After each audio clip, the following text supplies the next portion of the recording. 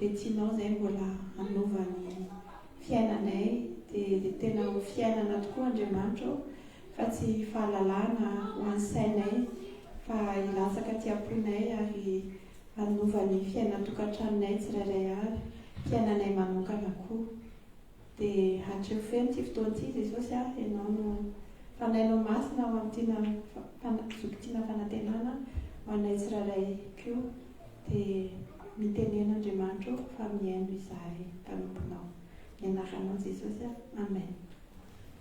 Fifaliana be ho antsika mandray zokitina fanantenana dia zanaky mafiteky be dia sady faly be mandray zany vaovao maso zany tena nanamarika fiainana mamanay tena izay fotsiny ka teo mandeha an-trano tena hoe na mbola tsy nivafoara dia izay nafafy amin'ny alalan'ny onjam-peo tena nitoetra dia mampahery antsika ray aman-dreny koa hoe mety tsy hitantsika ny fiovana amin'izay afafitsika zao fa rehefa lehibe ny ankizy dia tadidiana foana ilay izy miaino amin'izany vaovao maso zany dia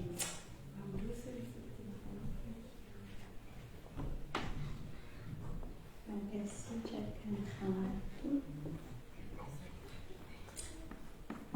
faly tavaraka aminao ihany hatrany fa mandeha antsika dia miaraka an'izay any anatin'ny en ligne ana dia milora anao somary hafa mihitsy ny ora ty tsy manina aloha mitsikitsiky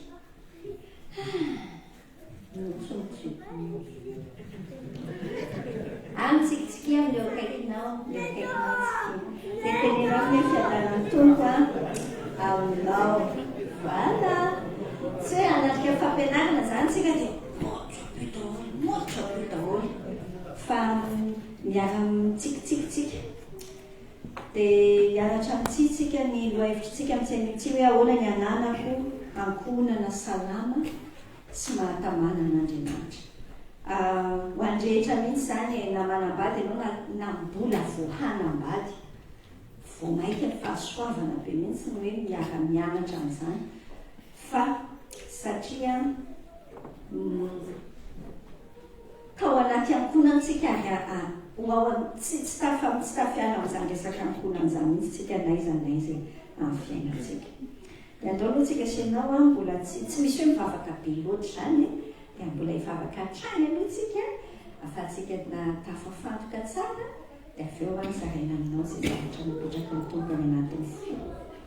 Andriamanitra rainay mbola indreto izahay misaotra anao fa ianao indray tena tsy mety leo anay mihitsy ianao fa fotoana sarobidy aminao no hoe miantso anao izahay zanakao indrindra hoe tafavory miaraka toy izao izahay miara-mipetraka hiaino anao. Misaotra ny amin'izany tombony manokana izany tokoa menao anay anjara tsara hoe ianao tamin'ny Maria izay tsy esorina aminay dia tompo mety hoe voky izahay tolakandro ny andro izao tsika izao dia mety atory esorina ny anaranao izany fa amin'io fifantohana tsara izay rehetra dia samy andray avy aminao izahay amin'ilay tandrify anay efa nomaninao iny satria ianao mihitsy kay no efa nanomana ho anay tsirairay avy dia mazava tsara fa rehefa ody any amin'izay tokantrano misy anay izay rehefa tapitra izao fampianaranay izao dia tsy hoe nameno ny sainay dia memibosina be fotsiny io sainay io fa tena tonga fiainana ho anay izay zavatra ampianaranao anay eto. Amin'ny anaran'i Jesosy no angatanay ary ny asan'ny fanamasina ho aton'ity efitrano ity fa ny anatin'ny fonay rehetra ihany koa izay mandray. Amen. Ahoana ny ananako ankonana salama sy mahatamanan'Andriamanitra. Zavatra voalohany resantsika aloha tsy misy olona mipotrapotra fahatany izany teto tany any tsy maintsy misy famifoana indraindray mety miresaka ianao hoe ka nisy hoe mogli ngeky tadidinao izany desainy hoe mogli izany fa na i mogli aza dia misy niteraka misy ankohonana misy hoe dada sy neny ny etombohan'ilay izy. Amin'ity andro amin'ity izany tsika sy ianao mitanjona dia atonga antsika hoe anana an'izay hoe salama ny ankonantsika. Jerentsika sy ianao aloha rety ampiandohana ny fikasan'Andriamanitra ho an'ny ankohonana. Rehefa mitentsika hoe ho ankonana salama, za zao dokotera miresaka aminao raha ohatra ka ilay olona anankiray raha tsy fantany hoe inona ny atao hoe salama dia tsy azo an-tsaina akory hoe rehefa marary izy. Zao aloha izany zao ny ataontsika dia mijery tsara tahaka an'ilay mijery fitaratra mihitsy dia jerenao ohatry ny ahoana ny nikasan'Andriamanitra ny ankonana dia samy mijery ny azy any mijery ny ankonanao izany ianao fa za koa mijery ny ahoana ny nikasan'Andriamanitra ho an'ny fiainany ankonana. Misy ten'Andriamanitra vitsivitsy reto andeha hovakiantsika rehefa miaraka antsika zena dia aza kamokamo mihitsy atsika amako baiboly fa ato mantsy ty baiboly ty antsoina hoe manuel du créateur dia midikany vakitsika ty fa ato rehefa tianao no mampiasa ny potentiel na rehetrarehetra izay nanamboaran'Andriamanitra atsika. Ohatrany hoe ianao zany zao mampiasa robot any an-tranonao any mividy robot tsara tarehy ty andafy aty misy zavatra mahagaga be hatramin'ilay aspirateur iny verangany misy aspirateur intelligent dia alefa izy dia mandeha ho azy fa zany raha ohatra ka tsy vakianao ny manuel an'ilay izy dia reraka eo ianao mividy zavatra lafo be fotsiny nefa mety option ray amin'ilay izy fotsiny no ampiasainao nefa ilay izy mahay zavatra be na be. Mihoatra lavitra noho izany nanamboaran'Andriamanitra atsika misy potentiel be mihitsy dia izay niverenantsika ho amin'ny mpamorona atsika dia mamaky baiboly. Izany ankohonana izany na ny famille izany ny institution antitra indrindra eto ambonin'ny tany. Talohan'ny nisy hoe fiangonana talohan'ny sy ny gouvernement etsetra royaume samihafa ny famille aloha nisy. Any amin'ny Genesis toko faharoa dia ny faefatra amby 20 namoronan'Andriamanitra azy noho izany ny lehilahy dia andony ray sy ny reniny ka hikambana amin'ny vadiny ary dia olonofo ray ihany ireo. Jerentsika ny fikasan'Andriamanitra hoe ay rehefa toy izay eo hatrany film vetivety dia vita rehefa manao hoe je t'aime dia je t'aime kosa izy le olona mifankatia zany dia vetivety zay hoe ay mandao ny ray sy reniny. Matetika hatreo amin'ny mariage tsy fantatra aloha zany ny fanambadianareo raha afako fa nenata voalohany za zany zay mivady zao 22 ans na mariage fa tamin'le voalohany zany ianao diso fanatenana ry sakay zany tena lala kilo zany mieritreritra le manambady mahafinaritra be raha vao hatreo amin'le toko faharoa 520 aloha zany izy mandao ray sy ny reniny tianao mihitsy miprépare mariage zany fa atao vita ke le mariage raha vao ohatra ka tsy misy fototra tsara dia tsy misy 5 taona dia mampitehiteny hoe rovintsika misaraka fa aleo mianatra tsara mety tompo arian'ny Efesianina ary ny fomba fiainana ao anatin'le fanambadiana. Tao raha jerentsika ny inona zany ny fenitra ny standard ny malaza ny Madagasikara le zany hoe manara-penitra dia tao aloha jerenana ny ankonana manara-penitra manomboka amin'ny toko 10 izay ny 220 nareo vehivavy manekeny vadinareo tahaka ny anekena ny tompo fa ny lahy lohan'ny vavy dia tahaka ny Kristy koa lohan'ny fiangonana ary izy ny mpamonjy ny tena fa tahaka ny anekeny fiangonana ny Kristy no anekeny vavy ny lahy koa amin'ny zavatra rehetra. Rehefa mamaky ianao dia aza tonga dia manao défense be aloha tehiteny eo fotsiny fa le vadiko ny ohatra zao dia vaky io fotsiny aloha dia raiso hoe zany ny fenitra n'le tenin'Andriamanitra. Dia tena milaza zany hoe tahaka ny anekeny fiangonana ny Kristy ny anekeny vavy ny lahy koa amin'ny zavatra rehetra. Nareo lehilahy indray hoy ny ahoana indray ny teny ato tiava amin'ny vadinareo dia tahaka ny tiavan'ny Kristy ny fiangonana ka nanolohan'ny tena ny hamonjy azy mba hamasina azy amin'ny hanadiovany azy amin'ny rano fanasana amin'ny tena mba ho raisiny ho amin'ny tenany izany ho fiangonana malaza tsy misy petipetina na fiketronana na izay toy izany fa mba ho masina sady tsy misy tsiny izy. Dia tahaka izany koa ny lehilahy tokony ho tia ny vadiny tahaka ny tenany ihany izay tia ny vadiny dia tia ny tenany. Fa tsy mba misy olona tsy tia ny nofony fa mamelona sy mitaiza azy izy dia tahaka ny Kristy amin'ny fiangonana fa momba ny tenany isika ary noho izany lehilahy dia andao ny rainy sy ny reniny ka iray amin'ny vadiny ary dia ho nofo iray ihany izy roa zava-miafina lehibe zany fa milaza ny amin'ny Kristy sy ny fiangonana ao na dia izany aza samy tia ny vadiny tahaka ny tenanareo lehilahy rehetra. Ary eoka kosa ny vavy hanaja ny lahy.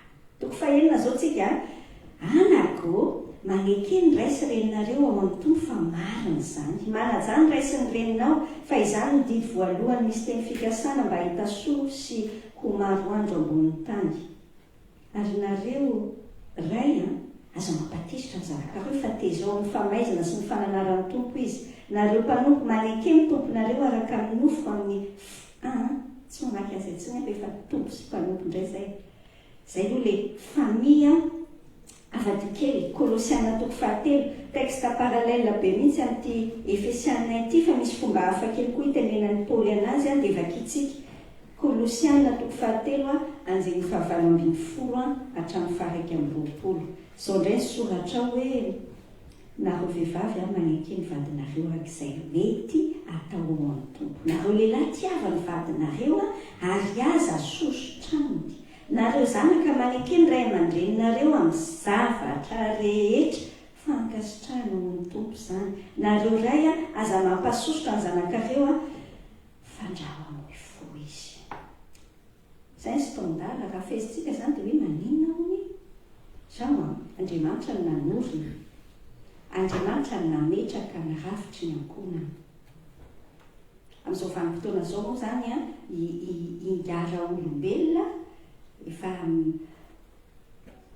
te eritreritra hoe mahay zavatra be mihitsy zany dia efa amboariny mihitsy le izy fa tsy te eritreritra n'izany zavatra nanaovan'Andriamanitra azy zany dia indrisy zany mampalahelo fa tsy soa ihany fa kristianitsika senao dia tsika maka n'izay fentry ny tenin'Andriamanitra izay rafitra napetraka Andriamanitra matoa napetrany a dia misy mahasoa dia nio tsara liaka ny zavatra tenen'ny tompo hoe nareo vehivavy hoy a inona ny ataontsika vehivavy a ndao iara-itentsika hoe manao inona hontsika manaiky ny vady nareo lehilahy indray inona hono ny tokony ho ataonareo lehilahy tia ny vady a dia maninona koa sosotra aminy am'le Kolosiana zany misy an'izany a dia ny zanaka rehetra indray zany zao inona ny tokony ataontsika zanaka manaiky sy manaja ny ray aman-dreny ary raha ohatra ka eo amin'ny toerany ray aman-dreny indray tsika dia inona ny ampanaovin'Andriamanitra atsika hony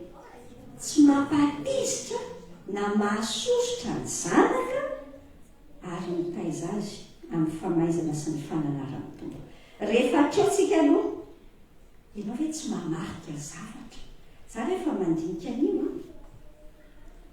ny zavatra voamarikako dia izao hoe zavatra mifanohatra amin'ny zavatra tiantsika atao daholo ny zavatra tenen'ny tenin'Andriamanitra ireo rasiny hoe tsika zany tsy miresaka amin'le mbola pisipa iny a rehefa mbola pisipa mahavariana mihitsy rehefa mbola tsy vita ny mariazy tsy haiko zany inona no tena mahatonga an'izany reny olona fa rehefa mbola tsy vita ny mariazy a dia ny vehivavy tena mahay manaiky tsara lehilahy dia le lehilahy ko tena mampiseho fitiavana azy zany a mienjana be fa vao vita le mariazy dia mahagaga ny mifanohatra amin'io daholo ny zavatra lôzika mandeha ho azy aty amintsika tsy haiko aloha ianao vehivavy zao a fa io manaiky vady io ny zavatra sarotra indrindra amin'ny fiainana ary sakaiza any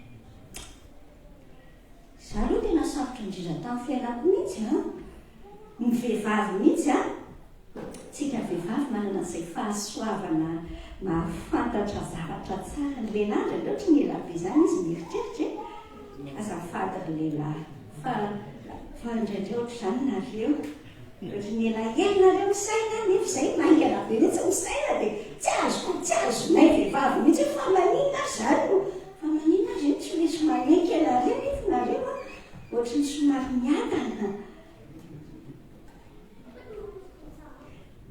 aty amintsika vehivavy mihitsy misy an'izay saina te-tarika izay fa jereo kely kosa aloha ny lehilahy ihany koa ny lehilahy hatreo amin'le rehefa vita ny mariazy fa gaga mihitsy anao fa avy eo ohatra ny hatramin'ny aniverseranao adininy nefa taloha tsy adiny mihitsy ahoana ny lehilahy ny akapobeny tena hoe lehilahy tena fahasoavana be mahagaga mihitsy le vadiny se raha ohatra ka tena mahay mampiseho fitiavana be fa ny azy tena hainy be mihitsy hoe mampiseho fitiavam-baolina zay no tena hainy mihitsy ny mampiseho an'izay tsy ratsy fanahy kory zany fa juste amin'ny teny fotsiny hoe zany ny réalité anina nofo atsika ny lehilahy tsy haiko zany nareo aty tsy fantatra ka rehefa lasa tia Canada ny olona dia lasa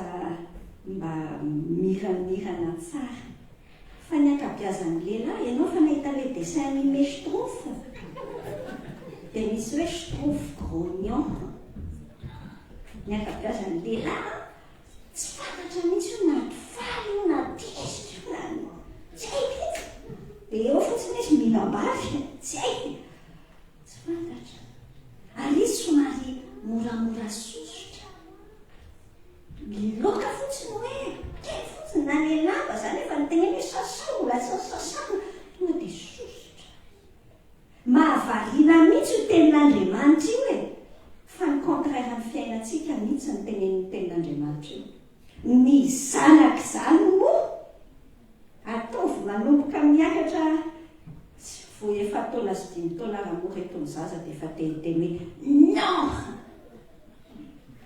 vo maika dolantsero aza taitaitra mihitsy ianao re ray aman-dreny ajaina fa ao anaty lohan'ny zanakao ao a rehefa atao dissection ny lohan'ny zanakao a psychologiquement dia misy hoe nongezabe ao anaty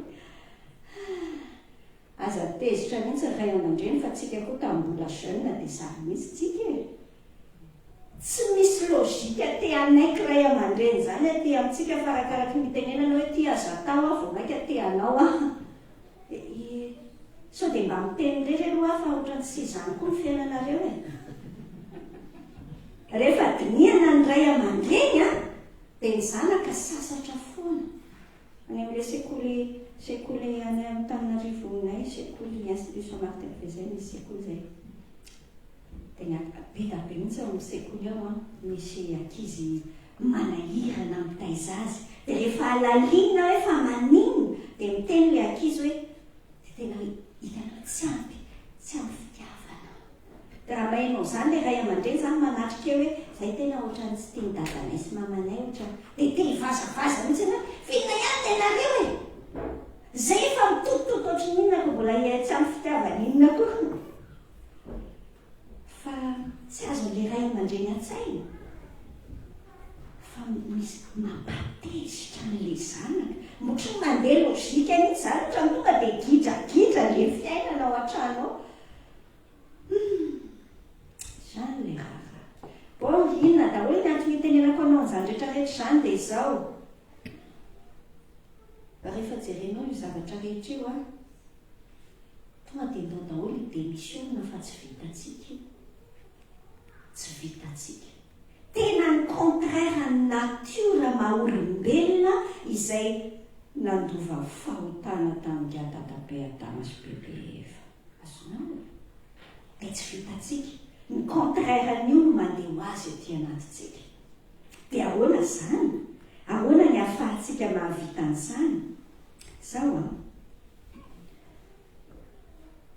atsika sy ianao ny safidy zay ny fahasoavana rehefa kristianina afaka misafidy ohatra ny Josoa atsika Josoa amin'ny toko 420 amin'ny bokiny any dia nanoratra izy hoe nefa raha tsy sitraka reo ny anompo an' Jehova dia fidionareo an'io zay mitomponareo n'Andriamanitra zay mitompon'ny razanareo tany andafiny io na ny Andriamanitra ny Amorita zay ponina teto amin'ny tany menanareo fa raha zasy ny ankonako kosa dia anompo an' Jehova izahay tsy possible ho vitanao amin'izao mihitsy le zavatra nitenen'ny tenin'Andriamanitra teo fa ny voalohany aloha ahafahanao hoe ho tonga ankohonana araka an'le norman'Andriamanitra dia tena misepanomira tsara mivelatra tsara ao anatiny dia mila mifidy aloha ianao iza ny Andriamanitra angamba ianao hiteny amiko hoe zavoko vertina dia amintany mandany andro be zany tonga dia pasio fotsiny izy olay dia pasio fotsiny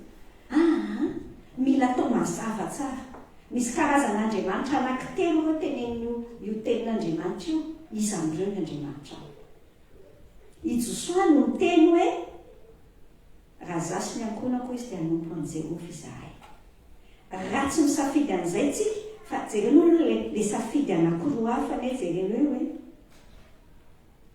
fidinareo an'io izy izay notomponareo n'Andriamanitra zay notompon'ny razanareo tany andafiny io ny Andriamanitra ny razantsika ve aloha ny mbola tomponao tasoloha tsika malagasy manana kolotsaina zay ndraindray ataontsika fotsiny tsy hitaka izy maharatsy azy fa raha te hanana ankonana salama ianao mila misafidy mazava ny malagasy sakely anatiny aloha zanahary Andriamanitra tapodoa rehefa miteny hoe zanahary ndraindray dia efa mitika any anaty sofiko hoe ohatrany tsy tena on parle du même Dieu ngamba là fa ndraindray afangarony olona fa le Andriamanitra tompontsika sy ianao rainy Jesosy Kristy tompontsika zay le Andriamanitra fa ny malagasitsika le tompon'ny razantsika dia sakely ho ato aloha Andriamanitra omeo azy ny ajany taminareo le nanangana trano tany Madagasikara tsy mbola nahita an'izany sakely eo aty koa ny endrazana midikany ameo kely misy toka kely any etsy amin'ny sisy tosetsy fa andreo dia tsy mandeha tsara ty trano ty raha avako raha ohatra ka isakelika anankiroa toy izay dia lazaiko anao fa andahanandray aloha mbola mandehandeha fa boly taona fa amin'ny 2034 very mety indray manao amponana salama dia rehefa tapa-kevitra se dia mety possible amin'izay fa raha mbola afangaro ny Andriamanitry ny razana ny zanak'Israely tamin'izany Andriamanitry le Andriamanitra kely hafa izany no topoina zay teneniny tenin'Andriamanitra hoe na ny Andriamanitry ny Amorita izay mponina teto amin'ny tany no nenanareo tsara ery tory amin'ity tenin'Andriamanitra ty amin'ny olona ty andafy aty misy Andriamanitra mihitsy ny tany izay ipetrahanareo aty ny Andriamanitra aty Andriamanitra ny confort ny ngamamona ny vola ary sao dia lasa nikoaka tamin'izany ary sao dia izany no mibay conseil ny fomaraina antaninge sefa maninona no ny fomaraina dia fomaraina indray le hitady vola dia izy moa mety tsy ny fomaraina fa mety amin'ny 24 le horaire-nao dia fa dia indray lo hitady vola tsy maninona mihitsy le manao an'izay fa inona mitosika manosika anao voalohany ny vola ve no mibaiko anao fa raha izany dia mbola ho arahanao eo aloha ihany ny vola io tsy alohanao fe hoe manaraka vanerina izy fa mitompo nataonao eo aloha miaraka amin'ny Josoa antsika miteny hoe zasy ny ankonako dia anoko amin'izay ovizay fantatrao n'Andriamanitra tsika hoe any amin'ny Exodus 34:14 izy miteny hoe Jehova isarom-piaro no anarany un Dieu jaloux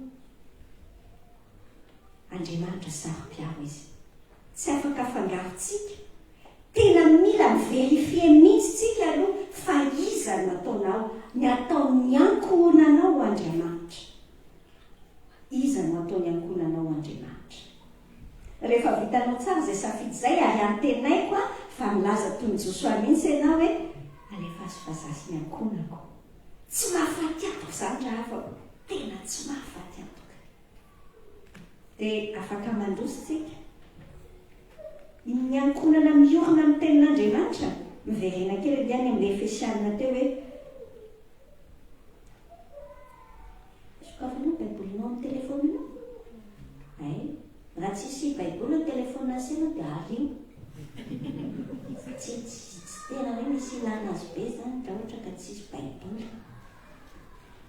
hoe Efesianina 5:9-10 zao misoratra hitanao le baiko rehetrarehetra raha sy vetivety aloha alohan'ny amakitsika an'io ny tendance atsika rehefa mamaky tenin'Andriamanitra ohatra ny amitsy taloha izay tena olako mihitsy taloha mamaky an'le epistile dia manina honi nareo vehivavy manaiky amin'ny vadinareo ok Seigneur je vais essayer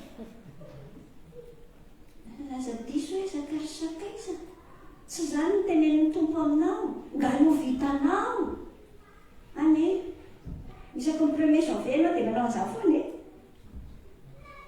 dia magnetaka nefa tsisy tonga koa ny 10 janvier dia efa mampimebe anao fa satria mila jerena ianarana mihitsy ny contexte ny hoe inona le tenenin'ny tenin'Andriamanitra zay izy vao miteny hoe maneke ny vadinareo bon anjiny 1920 aza ho mamidovay-nareo fa amin'izany dia misy fanarana-po amin'ny ratsy do nefa tiana miaraka mitoyany hoe fa ahoana hony fa aoka ho felona ny fanahy dia aleo toizako indray ka ny fampilaza amin'ny salamo sy ny firala ny tokiram-panahy dia mihira sy mikalo amponareo ho an'ny tompo misaotra n'Andriamanitra ray mandrakariva amin'ny zavatra rehetra amin'ny anaran'i Jesosy Kristy tompontsika sady mifanaiky amin'ny fahatahorana any Kristy. Ohatry ny ahoana ny fiainan'izany hoe ankohonana miorina amin'ny tenin'Andriamanitra. Inona ny fototra fa atsika mahatanteraka n'ilay anjininy ambany vakitsika teo aloha rehetra hoe zao ny norme. Hitanao ilay zavatra voalohany teny amin'ny tenin'Andriamanitra. Matetika zany alainy vokovoko ty raha ty. Azo mampivainareo. Tsy maninona fa mety zay tsara, tsy maninona. Fa ny zavatra marihany ny tenin'Andriamanitra io ange ny tena zavatra marihany dia le hoe fa aoka ho fenona ny fanahy. Ataon'Andriamanitra tahaka ny hoe tahaka ny comparaison ny ampiasain'ny apôstôly Paoly anazy ampitahainy le olona mamy divay sy le olona fenoina ny fanahy. Ny antsoina hoe ankohonana salama dia ankohonana samy manana ny fanahin'Andriamanitra le olona ao anatiny. Samy manana ny fanahin'Andriamanitra. Tsy possible ho vitanao mihitsy. Fantatrao ny dika ny testamenta taloha. Ny testamenta taloha avako nomena. Tsy hoe akory ahatonga anao hoe akatony lalàna. Fa ahafantaranao hoe zao le lalàna ary tsy vitanao reo. Tsy vitanao. Zay ny antony ny antsoina hoe testamenta vaovao. Ny vaovao ratsy tian'Andriamanitra miletika ny anatin'ny lohantsika sy ianao dia hoe na iodina vy ianao na iodina vanana dia tsy vitanao zany io sitrapon'Andriamanitra io. Romanina 5:5 zany. Tsy mahay manao sitrapon'Andriamanitra tsika. Tsy hoe andeha hoe maheno sy toriteny ianao dia andeha hiazakazaka andeha ity amin'ity vadiko ity afidanako rosorosy ity androany. Mampiomehy fotsiny zany kelikely. Raha ohatra ka tsy miainga avy any anatiny. Ny ataon'Andriamanitra amintsika nalefa mihitsy Jesosy. Nalefa ny Tompo Jesosy hiaran'ilay fahatezerany mitondra ny fahotantsika. Dia mitondra ny fandresena andresentsika ny fahotana. Miakatra ny an-danitra dia amin'izay nalefa ny fanahy masina. Mila manana ny fanahy. Zay le tenin'Andriamanitra aoka ho fenona ny fanahy. Nga ianao feno raha tsy efa manana an'ilay izy mihitsy aloha, manana an'ilay fanahy. Fanontaniana mipetraka aminao. Ianao ve efa manana ny fanahy. Misy tenin'Andriamanitra mila henotsika.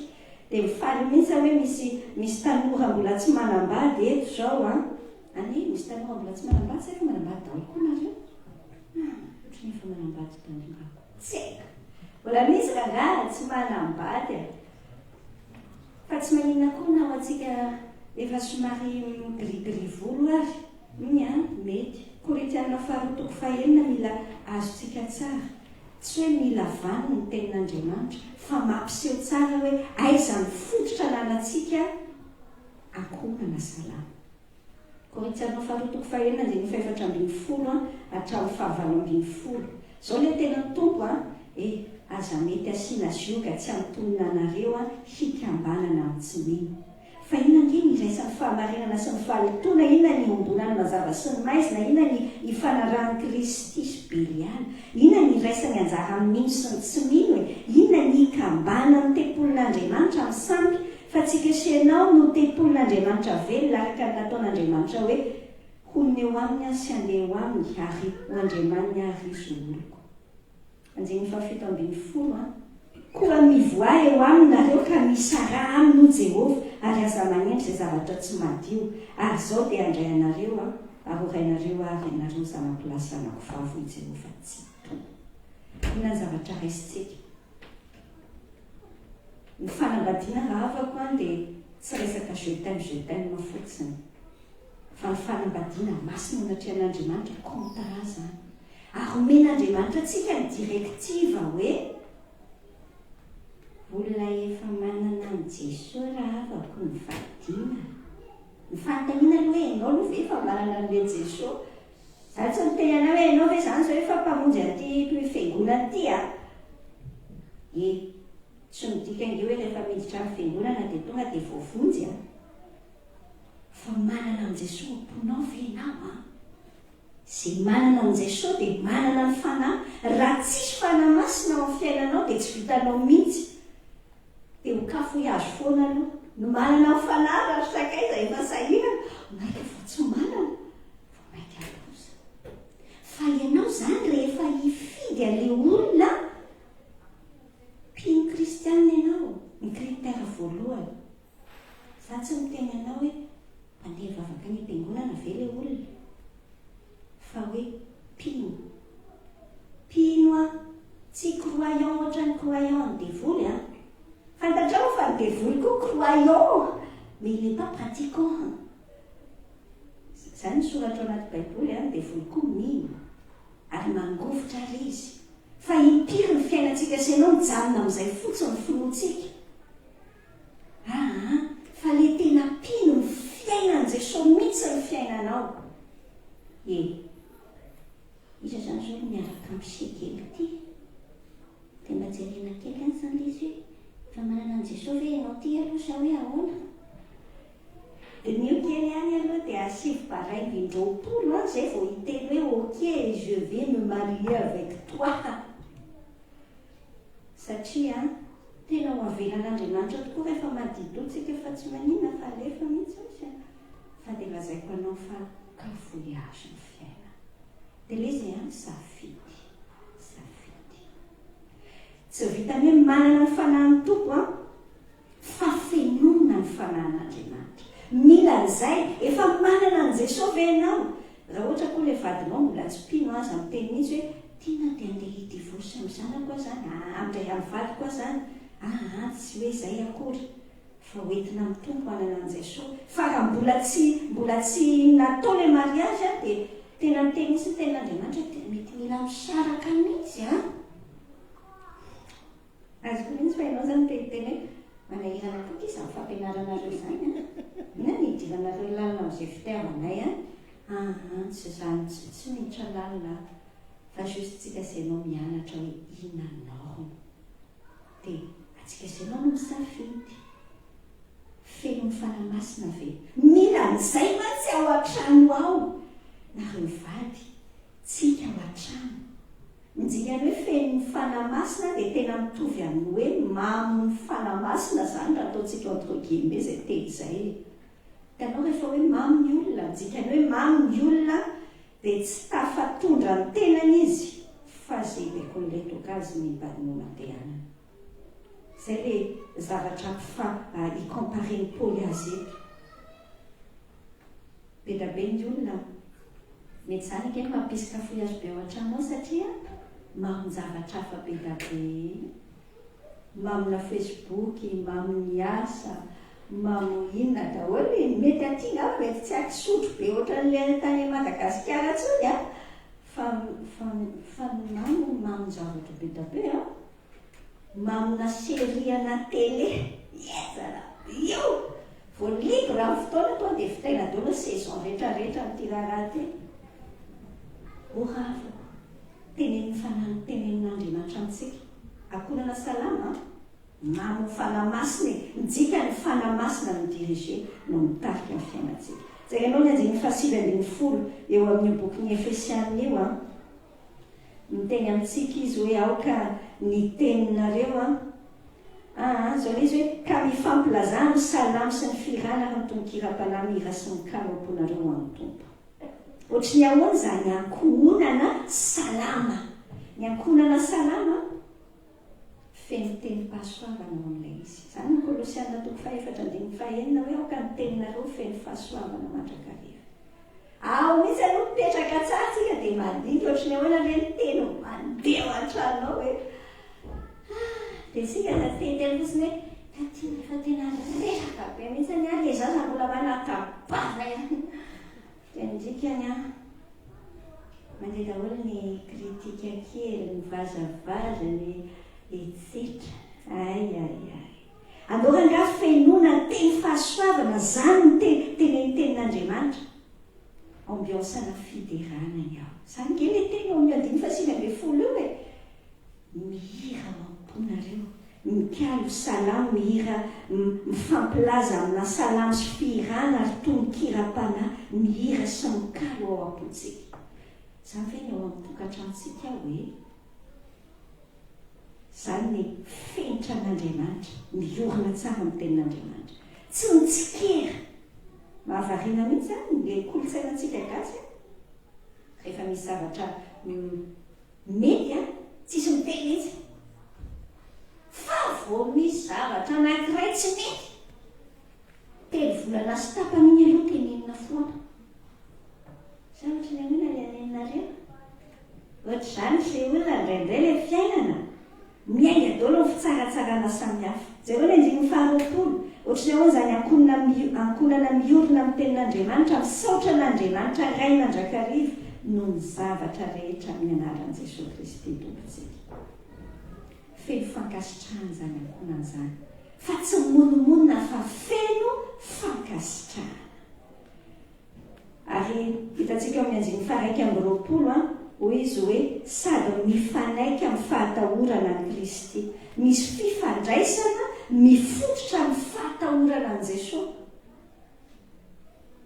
mahavarina ane jerenao nge zao ohatra raisiko zao hoe eritrereto hoe ao an-trano zany raikitra mifampivazavaza tsy fantatro zay atao ao misy mandona tampoka izany paster maginaingana fa i paster iny zay tsy ohatra mahavarina rehetraindray manao zany tsika mahavarina misy zavatra sahatsika atao eo anatrehan'ny olona ao an-tranotsika miakaiky atsika sahatsika no miteny azy sahatsika ny fa tsy sahatsika rehefa misy olona hafa indrindra raha olona mahamalikena maso atsika fa ny fantenina mipetraka dia fa manina arytsika ity zany ohatr' zany fa le Jesosy tsika zany ve tavela atao mpiangonana ny anareo ny Jesosy nareo rehefa mody zany rehefa aveo dia ao ianao tombo fa milady dray miona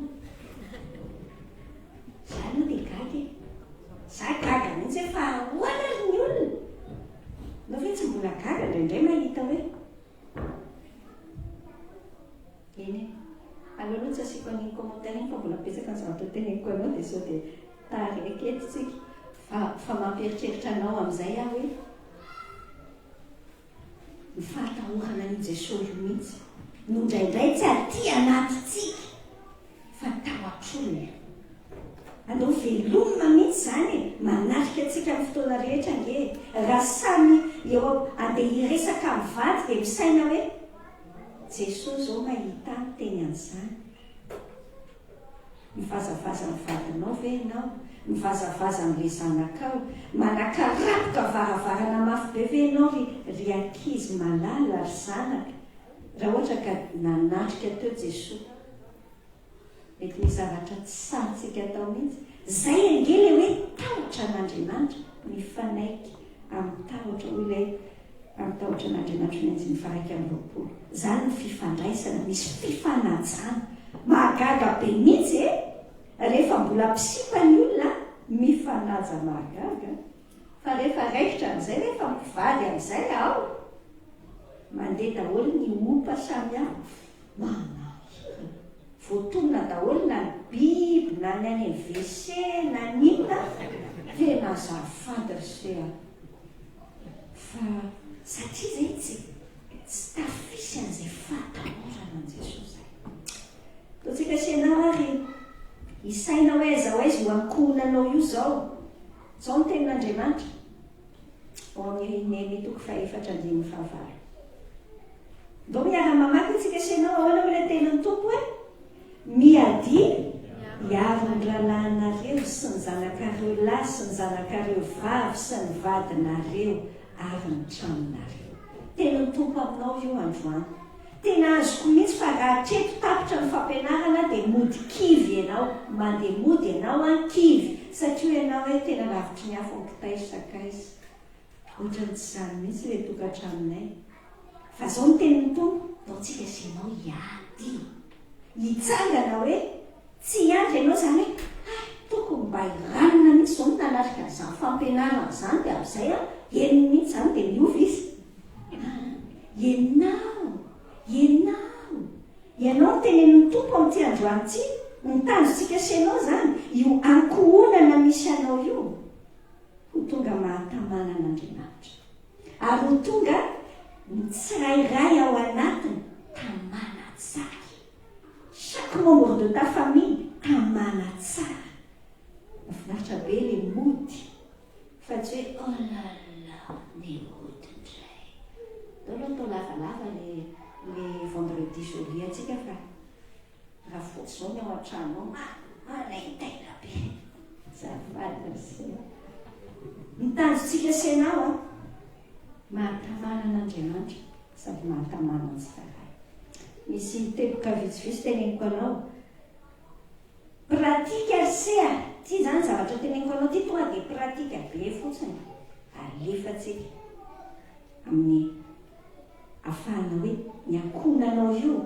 mahatamana. Ny zavatra voalohany teboka voalohany dia izao mahatamana ny ankonanao a rehefa manome sehatra hitombona. Izay ny antony nanaovan'Andriamanitra ny ankonana.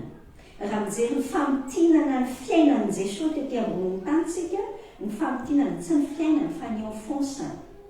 Ny famotinana ny vie de famille an'i Jesosy dia afaka saintsika amin'io.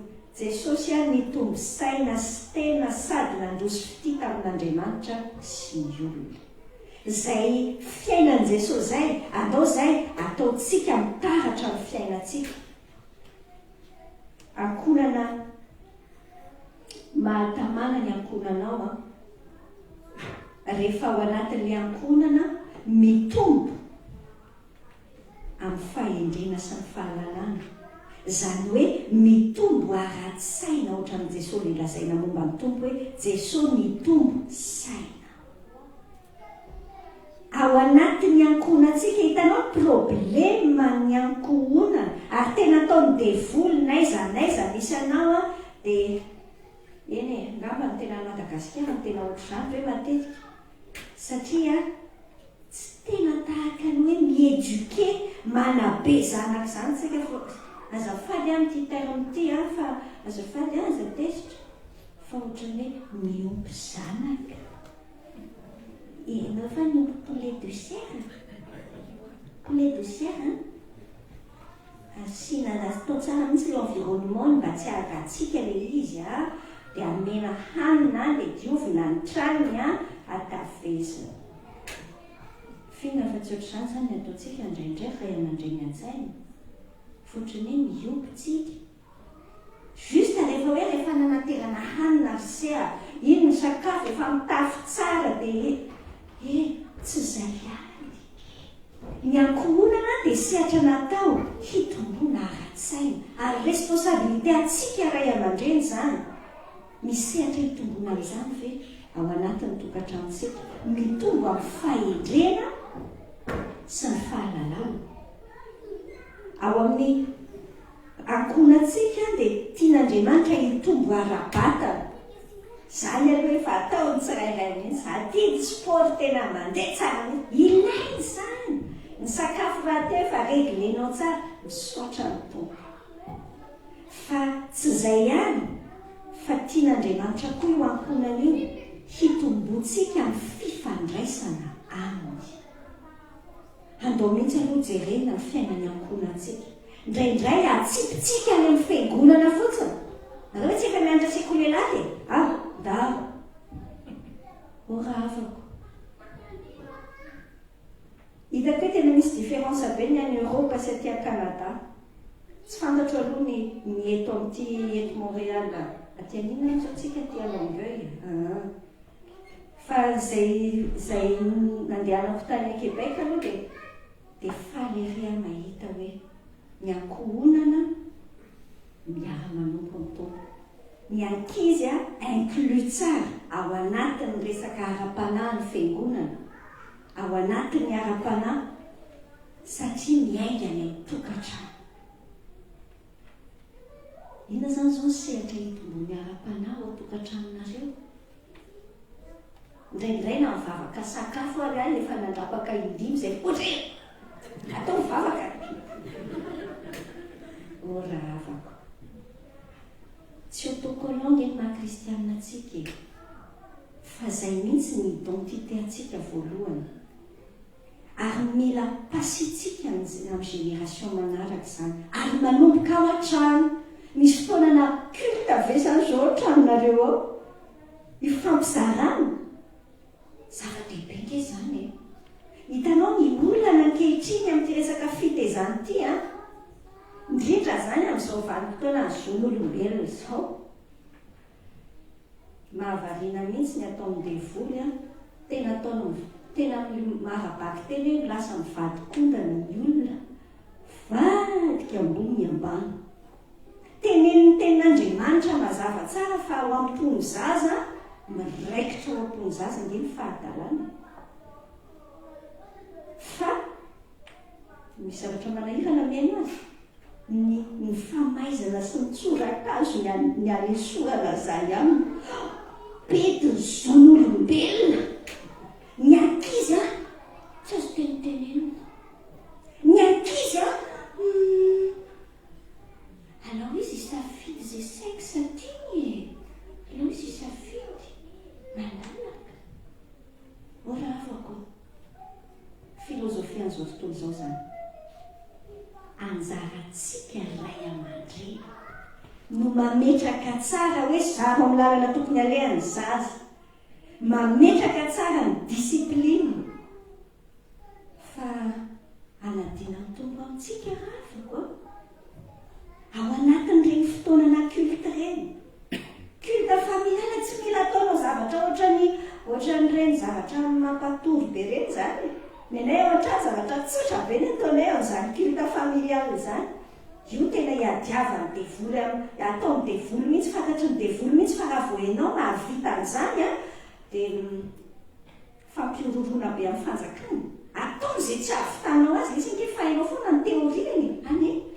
Fa rehefa manao an'ilay izy amin'izay a, samy reraka daholo tsika fa aleo fa rapitso e. Efa tamin'ny 2021 no tena izay hoe aleo fa rapitso. Dia izao izy mbola tsy natao ihany.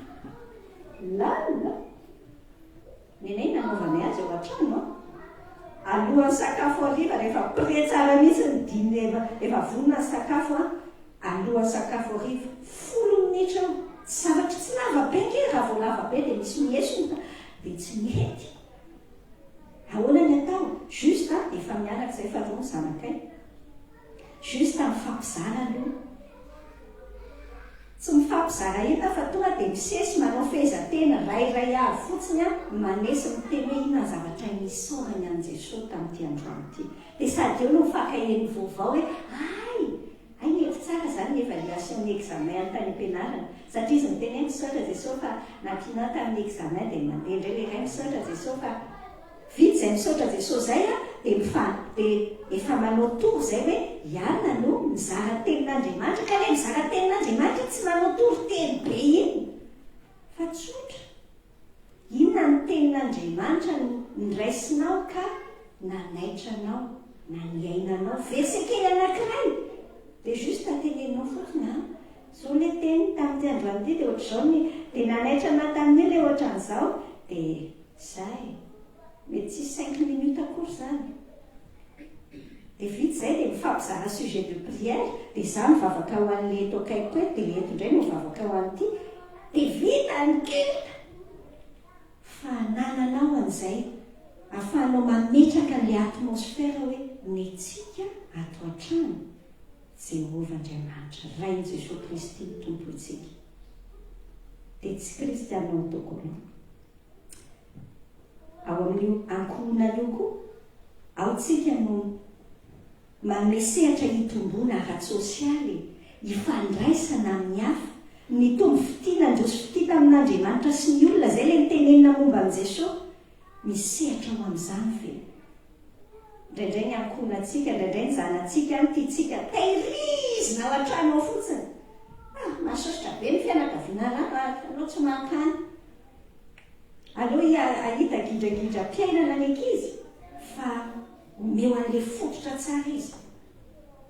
Aleo hivelatra, omeo sehatra hitombony amin'ny ara-tsosialy. Inona mila ianarantsika ao an-tranao? Ao an-tranao ny fametrahana ny zavatra hoe inona ny priorité dans la vie, inona ny zavatra tena manan-danja amin'ny fiainana. Ao no ametrahana an'izany, rehefa tsy apetraka ao zany dia ny société ny ametraka azy.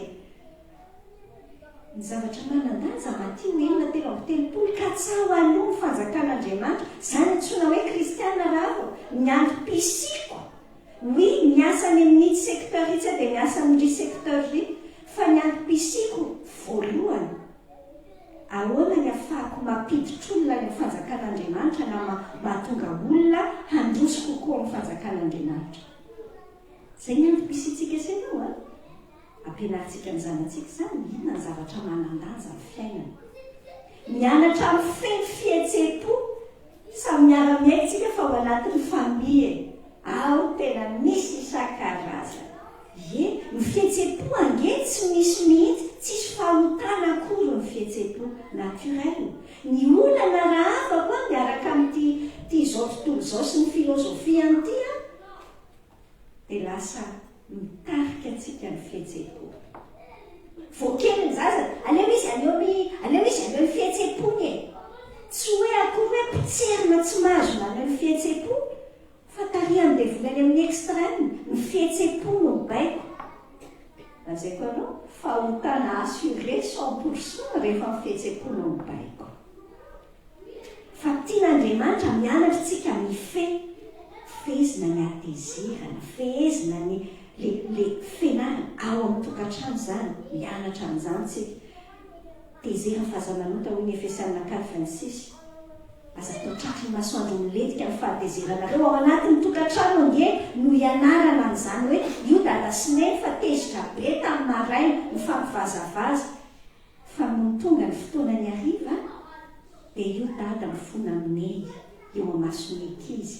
Zany angila izy misy nge tsy zavatra hoe extra tena protocole be mihitsy protocole mianatra amin'ny fihetseham-potsika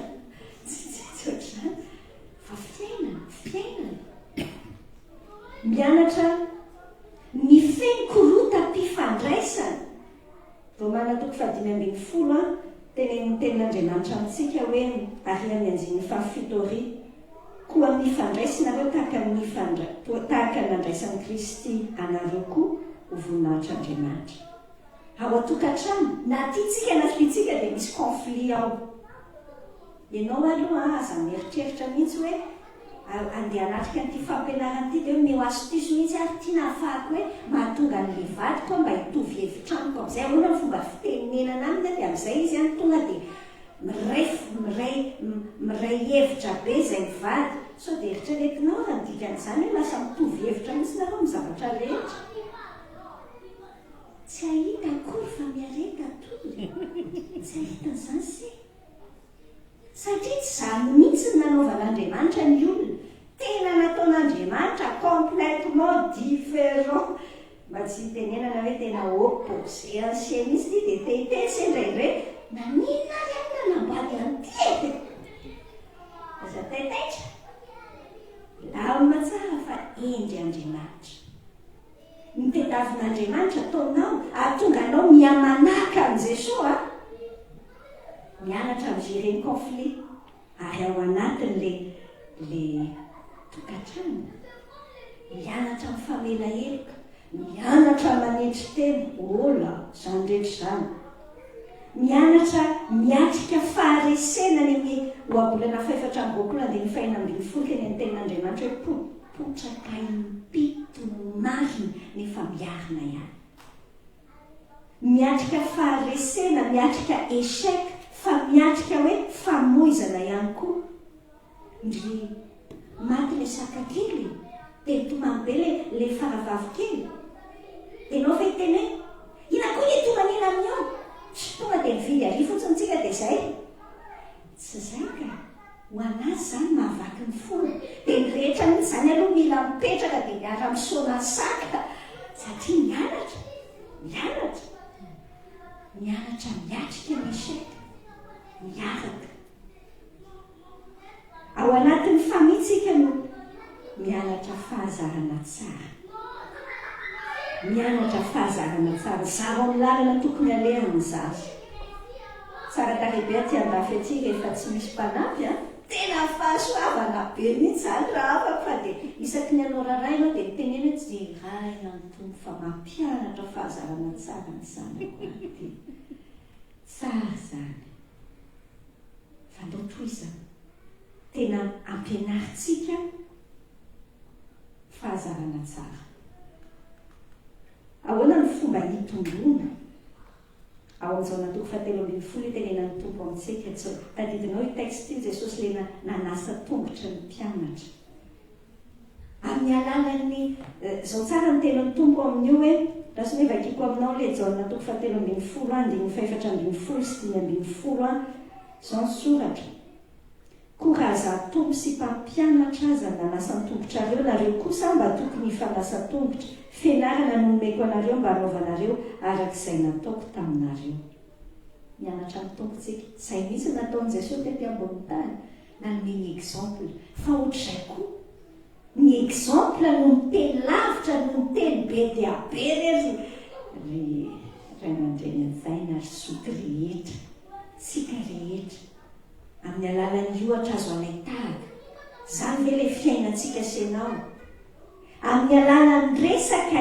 ifanaovana ty baiboly kinge tena mahavariana mihitsy tena tonga dia ato daholo izay zavatra tianao saina rehetra dia ataoko toko 4:7 ane izay rentsika izao soratra hoe ampianary tsara ny zanakao zany afakiko manomboka eo ny 9 dia amin'izay azonao tsara aoka ho ao am-ponao zao teny andidiko anao an'io izao dia ampianary tsara ny zanakao zany ary lesao na mipetraka ao an-tranonao ianao na mandeha an-dalana na mandry na mifo amin'ny fomba ahoana le izy nge tsy mila matetika ianao raha ohatra zao ny ado be anao ao an-trano ny adolescent be anao ao an-trano zany mitenenao avy mianatra anytsika mipetrano hoe fa mianatra na miteny fotsiny ary ianao hianatra tenin'Andriamanitra dia bebesy toa dia efa kamo fa tiaka telefony izy zao dia efa nanao jeu kely fa le tenin'Andriamanitra ny teny hoe ny atao resao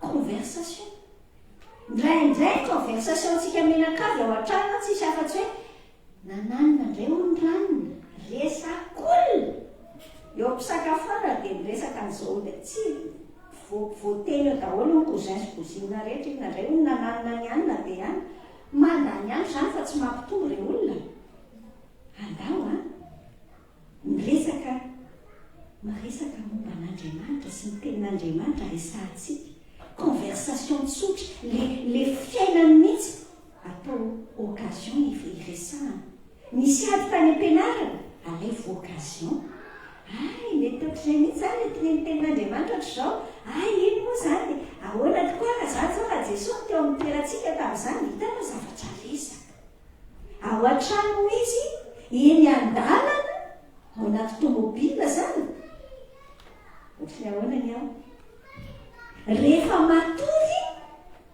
moment clé amin'ny fiainantsika daholo zany tenen'ny tenin'Andriamanitra zany moment clé amin'ny fotoana tena fanalahidy be amin'ny fotoana hitezantsika ny zanatsika reny fotoany reny aza ataonao mandeha fotsiny hoe vokony izy dia matory eo fotsiny ny vazaha mahay an'izany mamaky boky ho any zanaka rehefa atory zany ankefa fehitry ny tenin'Andriamanitra nenao resao mamaky amin'ny boky sa inona ny zavatra be da be efa voatra tsara ho an'ny fitezana vo mifomaraina ve enao manokana tonga dia telefony izy daholo ny ampetsy vohitatotato tamin'ny raha afaky inona tsy lasa modely mihitsy tsika ao anatiny satria le fiainana ihany nipetsaka ao anaty lohantsika fandao Andriamanitra ny ataontsika voalohany ina aloha zavatra tsy mampitombo atsika mihitsy Efesiana 4:1 ary amin'ny 5:4 zao ny tena ny tompo any hoe nareo ray aza mampatesitra ny zanakareo fa tezao ny famaizana sy ny fananarany tompo izy misy fotoana raha avako andao hipetraka tsara tsika ray aman-dreny dia hisaina fa misy fotoana tsika sy tia tsikera lavarentsika ty tsy mampandroso efa le tahaka lazaiko anao teo ny zavatra tsy nety nataon'le ankizy tamin'ny Christmas 2022 fa zao le izy mbola teneninao foana le nataon'le vadinao isaky misirika kely averina zay mihitsy zao le tamin'le aniny io ndray tsy miova mihitsy nareo lazaiko anao mbola tsy miova mihitsy any izy efa sady efa leo be mainao zany teny zany tsikerale lava reny io tsy mampandrosa ary zany ary le tenen'ny tenin'Andriamanitra hoe mampahatizitra ny zanatsika. Galatiana toko fahelina anjiny faefatra. Inona koa le olana zao le soratra hoe aoka ny olona rehetra samy izato toetra ny asany avy dia samy anana hafaliana amin'ny tenany ihany izy fa tsy ny amin'ny olo-kafa. Aoka ny olona rehetra samy anana hafaliana ho amin'ny tenany ihany fa tsy ny amin'ny olo-kafa.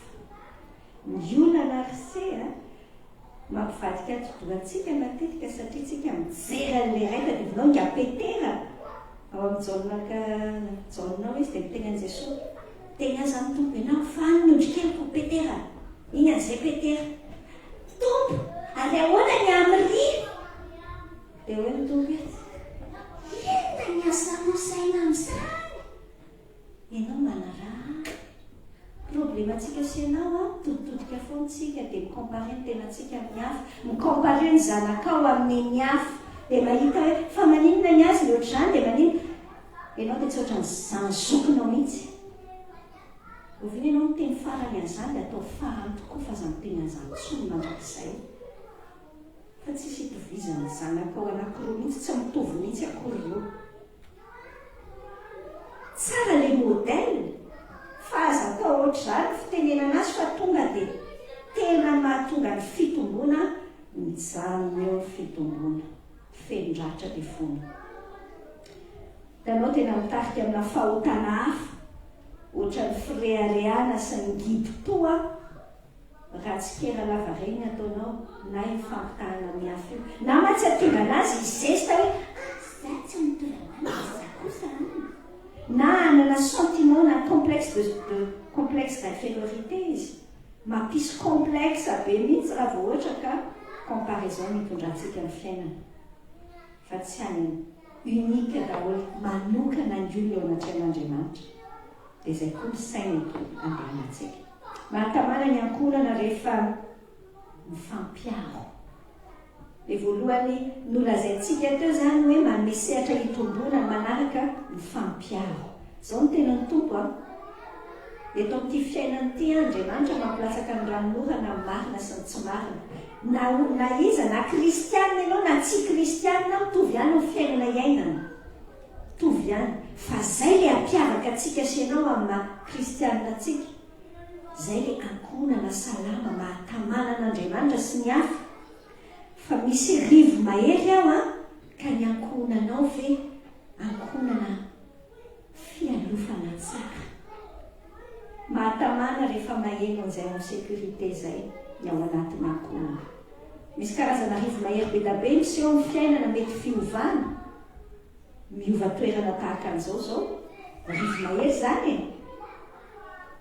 manahirana ny ankizy zany indrindra raha efa ohatra hoe fito taona tamana izy nanomboka ny soronao taria Madagasikara dia entinao aty vaovao be aminy zany mila namana vaovao etsetra mila anatin'ny fotsika zany fa tsy tonga dia ataontsika tsotsotra fotsiny hoe atao fa mety io dana fa mety io ampio izy miara mifampizara mivesatra rehetrarehetra ao anatin'ny tontolo andro be da be ny hevi-diso manodidina tena fialofana tsara ve no atokantranotsika ao misy ny fahamarina ny tenin'Andriamanitra dia ahafahana en sécurité tsara le ankizy na le tsirairay ny fanipilian'ny fiarahamonina zany rehetra zany mety miseho rivo mahery mila conscientsika tonga saina hoe miaro ny zandrikely koa amin'izany miaro ny rehefa manana izay esprit hoe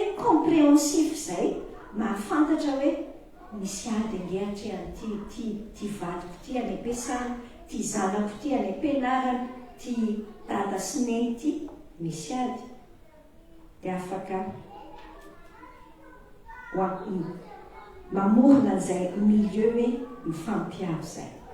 Mitoriteny faefatra anjiny fahasivy sy fahafolo dia manambara amintsika zao soratra hoe mitoriteny faefatra anjiny fahasivy sy fahafolo tsara ny ronono ray fa misy valiny tsara ny fisasarany raha misy lavo izy dia areniny namany fa mahantra lavo izay tsy manana namana anarina azy. Izay nanaovan'Andriamanitra hoe ankohonana, satria ao ny sehatra voalohany tian'Andriamanitra ifampiarovantsika, tena hoe mifanohana, mifanarina. Zavatra fahatelo resako anao, mahatamana ny ankohonana rehefa mifanompo sy manompo ny hafa.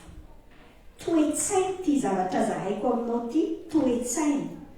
Tenen'ny tenin'Andriamanitra ny Filipianina hoe tsy manao ninina amin'ny fifampianganiana, Filipianina toko 2 manomboka amin'ny 7. Tsy manao nainanaina amin'ny fifampianganiana na mandrano tena foana fa mifanetretena dia aoka samy anao namanya ho mihoatra noho ny tenany. Aza samy mihevitra ny azy ihany fa samy ihany namany koa. Ty Baiboly ty dia tena misy ny taridala ny fahasambarana. Lazaiko anao secret ny fahasambarana zany. Misaina ny hafa, mihoatra noho ny tena. Ianao ngamba mipetraka eo dia miteny hoe zany hoe kiritiana tsy problema be dia iza zany ny isaina anahy. Raha ohatra ka isaina ny hafa foana, lazaiko anao hafa mihitsy no miseho rehefa ianao misaina ny hafa dia Andriamanitra misaina anao. Andriamanitra mikarakara anao. Dia nonao ngany amin'izao raika ambroapolo dia ny 1:20 hoe moa fitiavanao aminy ohatra ny fitiavan'ireto hoe Jesosy tamin'ny Petera, dia hoe Petera ia toko, ianao malala fa tia anao dia hoe Jesosy taminy. Ngale izy tenenina fotsiny amin'ny vavy ohatray. Raha miteny anao zany zao hoe iza daholo ny tian'i Jesosy, atsangany daholo ny tanana izay tian'ny tompo dia anangana hatramin'ny tongotra ny ngamba atsanganao. Ngale izy vitan'izany. Midikany hoe tian'i Jesosy, Jesosy tsy hitan'ny masontsika nge, fa ny dikany tian'le hafa. Le tian'le hafa sakaiza tsy resaka hoe c'est un de l'amour du Seigneur. Zany nge mora teneniny. Fa le fiainantsika n'le izy ahoana mamana miservir. Ohatrao moa zany miteny hoe servir zany atao amin'ity Baiboly ity. Bon, any Petera voalohany toko 5 aloha 5 dia zao tena tompo hoe eny samy misikina fanetretenareo ka mifanompo. Le toe-tsain'ny Baiboly amin'ity hoe manompo ty masosotra be mantsy le teny zany rehefa tenenina amin'le teny tena izy. Fa andevo angiry sakaiza ny tantarain'Andriamanitra amin'ity hoe mpanompo te, dolos, andevo. Masosotra be miaina le izy ratsy be zany. Le fomba eritreretantsika azy ny ratsy. Satria zany tsika mieritreritra hoe zany andevo zany atao dia maltraité foana. Fa raha fantatrao tsara hoe andevon'Andriamanitra ny tsika. Andevon'Andriamanitra ary io Andriamanitra io tompo tsara fanahy. Zany nampatonga antsika hoe tsy tazominy fotsiny intsony statut antsika hoe andevo fa ataony hoe sakaiza ho mijaona 15. Dia indraindray tsika adinitsika izay statut izay. Fa tsy miala mihitsy ange statut mampanompo mandevo antsika na zanaka azytsika. Rehefa azotsika tsara hoe izay statut antsika fa nomen'Andriamanitra fahasoavana ho zanaka, dia azoko hoe wow, fahasoavana zany. Fahasoavana nge, fahasoavana na fahavelomana fotsiny ary. Rehefa manana an'izay saina izay tsika, dia manana saina vonina nompo izay tsika. Lasa hoe meko ohatra kely tsotra anankiray ianao hoe eritrereto hoe ianao zany manana problème am-bola be, tena hoe feno trosa mahagaga be fiainanao. Dia misy namana anankiray tonga mitondra gony kely. Dia tonga aminao fa manina ianao any tena ohatran'irezaka be ohatry ty. Zara miafina polisy hoy ianao ngamba zany fa any Madagasikara ho zany ny tantara no miseho. Tena miafina polisy mihitsy satria mitrosa tena migadra raha tratra. Tsy voalohako tsony le izy. Zany hoe problème anao na totony teo anatrehanao teo le gony. Io inona io? Jereo hoe ohatrinona aloha le trosanareo? Mahamenatra be miteny azy. Ohatrinona hoa? Le izy 500 millions. 500 millions? Tsy taitra akory le namana. Jereo hoe tao anatiny 1 milliard hono zany tao anatiny saina angezany ohatra teneko anao zany misy 1 milliard tao anatiny dia nahita an'iny ianao dia ohatrandreny dessin numéré zany voaka masonao aoty za iny tsy manana merenana an'ity dia hoy ilay namanao hoe nga io averiny ndana no avy daholo mitrosanareo rehetra dia le 500 millions aminy ndana iavotana marina manahoana rehefa zany le tantara misy olona manao anao an'izany ohatrany hoe nofinofina angidina aloha zany fotrany tsisy anao an'izany fa manahoana raha tena zay dia eritrereto ary zay olona zay any ny atao hoe ray volana tateorina tonga indray izy vao mahita azy nareo menakany indray hitondra inona ao atsika toy izy dia zao notenenina zao afa zay menakavy kely ho any dia anao vakansa kely any Antsirabe fa sao dia mba afaka endrasanareo nytraminay amin'ny sabotsy lahady zay ny zavatra angatahany olona io dia ianao ve hiteny hoe problema be zany ianao amin'io zany efa voaloha daholo le trosa dia efa tena tafakatra mihitsy ny fiainanareo dia olona nampiakatra ny fiainanareo io mangataka servisy aminao dia ianao ve isitrisitra ngamba hoe ianao hoe za fotsiny ve ataonay tonga dia ataonay mihitsy atao mihoatra mihitsy ara mandeha ihany milamina tsara ny Antsirabe any fa hatramin'nydohanareo trano sasanay daholo ny elika nareo koa raha sasanay rehetrarehetra juste satria azonay tsara hoe kay tsara be ny nataonareo tamin'ny fiainanay fantatra moa fa mihoatra lavitra an'izany nataon'i Jesosy tamin'ny fiainantsika tsy azontsika tsaina le izy anika rehefa ao an-trano ao dia samy ohatra ny bosibosy be daholo zay foana ve ny anao an'ity fa raha azonao zay hoe aino natao hifanompa mifandrobaka saina nge zany hoe manomboka zao zany mifandrobaka ao an-trano alao ataoko kia ao an-trano taky niny ny paradisa ao an-trano lazay fa no possible zany rehefa velanao ny faminan'Andriamanitra miasa ao anatinao dia conscient an'izay grâce izay fahasoavan'Andriamanitra ianao amin'ny fotoana rehetra mahatamana raha avako ny ankonana rehefa miara amin'ny lalao dia manana fotoana an'izany ve nareo toroteny fahavalo andiny fahadimy ambin'ny folo zao ny soratra hoe nodiraiko ny fifaliana satria tsy misy mahasondy olona ty ambany masoandro afa-tsy mihinana sy misotro ary miravoravo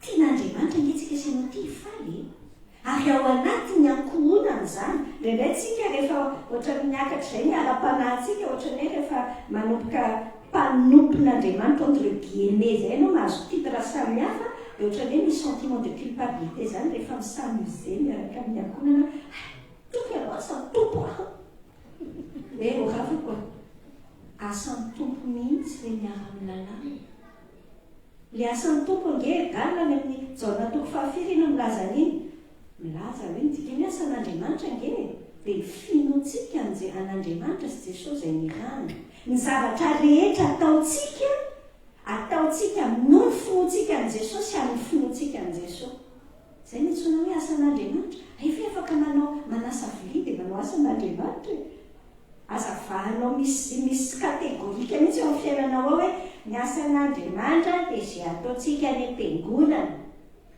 tena fahasoavana be mihitsy ny mifanompo aty ndao fa misy olona nge indraindray le mipetraka akaikinao io tsy ny teny fotsiny izy fa malahelo be mihitsy izy fa ianao rehefa resaka fiangonana mahery vaika be mihitsy ny afanamponao fa resaka rehefa ao an-trano tsy tatrasy mihitsy ianao dia ahoana dia malahelo be mihitsy izy dia tsy tianany Jesosy ny se vokatra zany misy tenin'Andriamanitra maromaro ampitoroteny manambara ny resaka fifaliana io any amin'ny Timoty voalohany toko 5 aoko ovakitsika ny Timoty voalohany toko 5 andininy 7:10 zao ny soratra hoe anaro ny mpanan-karena amin'izao fiainana ankehitriny zao zao mba tsy avinavina na tokony arena miovaova. Ty tapany farantiny tsy ndritsika manokana fa Andriamanitra izay manome antsika malalaka ny zavatra rehetra mba hifaliantsika. Andriamanitra sao devitra retinao fa Dieu gracieux. Andriamanitra tena tia. Any amin'ny bokyny Ester. Isaky ny chapitre amin'ny bokyny Ester dia misy partie foana, misy fety foana. Wow! Andriamanitra dia tia manao fety. Fa le fety miaraka miaratsy le fety mampimebe. Mampimebe le izy rehefa tsy asianao Jesosy fa mody ataonao fetim-boany fotsiny hoe sy valaka kely. Dia avy eo zavatra misy ny atao sy avy eo dia gaga ny anjery efa nanino ndre. Indraindray ny anjery gaga mihitsy amintsika sy hitanao natao ankafizina ny fiainana fa tsy feretanay. Ary tena ao anatin'le ferahana amin'ny tompo mihitsiny aza diso-paika. Za taloha diso-paika amin'ny fahalalana n'ity Andriamanitra ity. Mieritreritra io Andriamanitra io hoe ohatra ny Gabenoely be io Andriamanitra io lela antitra be dia français source ohatra zao foana izy dia mitondra baton any amin'ny tanany eny dia miteny mihetsika io dia efa periko amin'ity tsy ohatra izany akory ny Andriamanitra. Andriamanitra tena tianao faly. Salamo 16 ans no tena izany. Avokisa mpifalinana eo anatrehany, fafinaretana eo an-tanany ankavanana. Mahita an'izany ao an-tranonareo ve ny membre ny famianao tsirairay. Sa mahita hoe rehefa ao tonga dia ohatra ny trondro daholo ny mpianakavy. Fa nahita trondro daholo sady mototra no maso mifokirika be dia kadenao. Hitanao ny souvenir tadidiny ity saitsika ity tsy le teny be dia be fa le émotion nanaraka n'iny trandro iny izay mametraka souvenir any anatintsika. Inona zany zao souvenir mety voarainy zanakitsika amin'ny fiainana. Le souvenir an'le papa tonga dia mivazavaza be ve. Le souvenir an'le maman tena zafady fa nanahaka ny rasoerina ve. Tena ndraindray zany le izy dia mampalehbe mihitsy. Ohatra nataloha rakizy sy efa miova ny fanavozana saina. Aleotsika sy ianao tena mahaka atmosfera mihitsy hoe le toe-po iainanao an-tranao fifaliana ambiance miaraka amin'ny tompo. Afokisam-pifaliana eo anatrehany ary fafinaretana ao an-tanany ankavanana. Ny zavatra tianao ane dia andaninao fotoana atraizany plasy omenao ny ankonana. Farany indrindra lavako marana mitadidy an'izay zavatra rehetra izay tsika ny ankonana miorina amin'ny Kristy mamerina zany tsika miorina araka ny kasan'Andriamanitra azy io ankonana io, miorina araka ny tenin'Andriamanitra io ankonana io, mifototra amin'ny asan'ny fanamasina ao anatin'ny tsirairay izay membre an'ilay ankonana. Manome sehatra hitombona izy, mifampiaro izy mifanompy sy manompy ny hafa izy ary miara-milalao izy. Izay ny ankonana miorina ao amin'ny Kristy salama sady mahatonga ny hoe mahatamana an'Andriamanitra sady tamana tsara dolon'ny tsirairay. Zafady fa somary lavalava be ny eo zavatra totaraiko anao. Fa andao ary isaina kely aloha tsika. Ianao zao no misaina le anao mijery amin'le fitaratra. Hitanao hoe misy tiana tena misy zavatra mikolosy be tabe ty raha ty tsy maninona. Andao ary hoentiny eo amin'ny tompo. Manahoana raha androany fahasoavana be mihitsy ka misy mpivady tonga eto. Raha misy na dia hoe membre kely nankonana anankiroa fotsiny aza miaraka tonga eto fahasoavana izany. Ary na ianao rery ary moa tsy maninona koa. Alao mandray décision. Inona ny zavatra tian'Andriamanitra ataonao? Ataonareo. Inona ny tian'Andriamanitra amboarina? Aza mbola mijerijery an'ilay ray ankonana aminao aloha fa ianao sy ny tompo aloha izao. Andaotsika sy ianao hivavaka. Mety asiana mozika mandeha moramora. Fa ianao tena tiako isaina mihitsy hoe aiza ny fahy, aiza ny tsy mety, aiza ny mila tsaraina ao anatiny. Dia makany décision ny andrasan'ny tompo aminao, dia avelao izy, omeo sehatra izy asa, dia ho hitanao ny ataony amin'ny fiainanao. Ampineny masonao hoe samy manakipy maso dao fa aza miesona fotsiny. Any manakipy maso tsika satria ilay mivavaka. Andriamanitra rainay misaotra anao ny anaran'i Jesosy zay fa ianao tsy misorona rehefa miteny aminay. Mety mahitsitsy be any anatin'ny fona ihany ianao, fa misaotra tompo fa matoa zay teneninao, anarinao, ahitsinao, tarihinao, tsy avelanao kodidy eto ambonin'ny tany eto fotsiny zay dia hoe zay fanarahanay amin'ny fiainana fa miditra an-tsehatra mihitsy ianao dia mitarika anay hoe tia lalana. Misaotra tompony amin'ny teninao voasoratra mazava, ary indrindra ny amin'ny fanahinao masina izay manindry an'izany fahamarinana izany any anatinay tsiraray avy izao. Jesosy ary efa tazana amin'ny fahazavanao ane tompo ny fiainan'ny ankonanay, ny fiainanay mihitsy aza no tazanina amin'izany tena resy lahatra be izay tompo hoe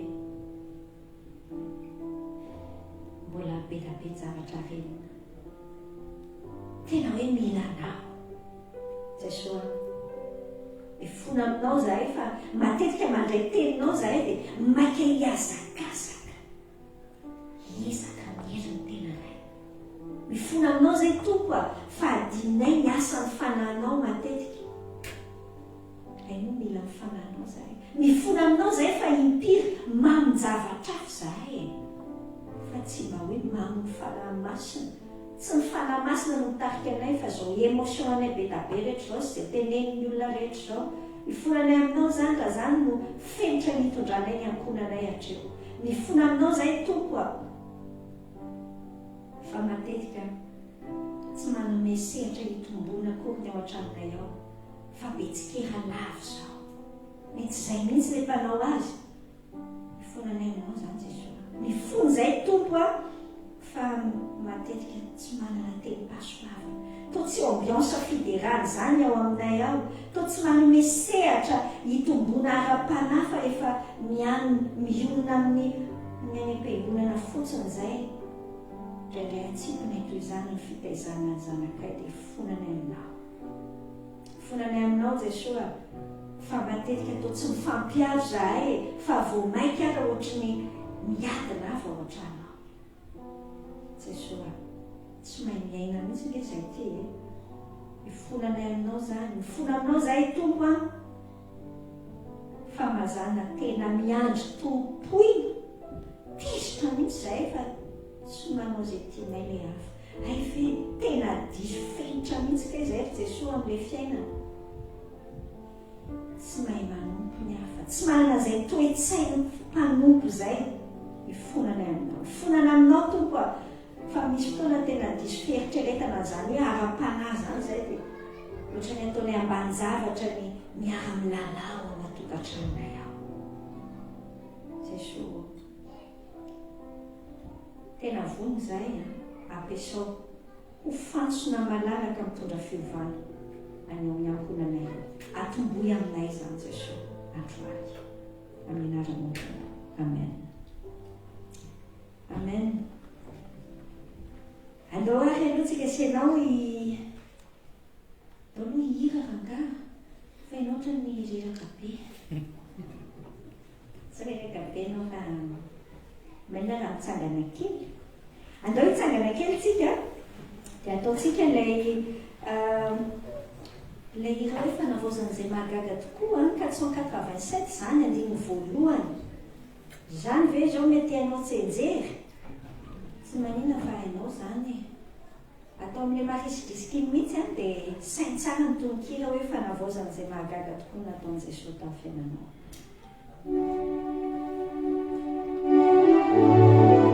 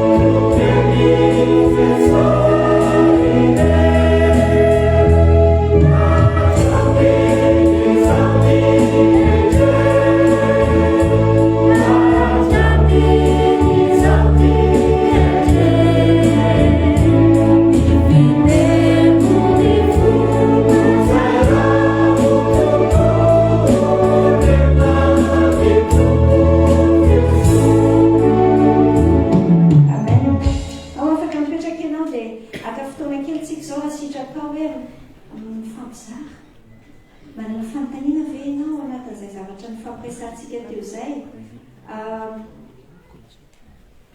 mety afaka terminentsika angamba ty satria sa hoe mety misy micro aloha ngambany satria manjary sy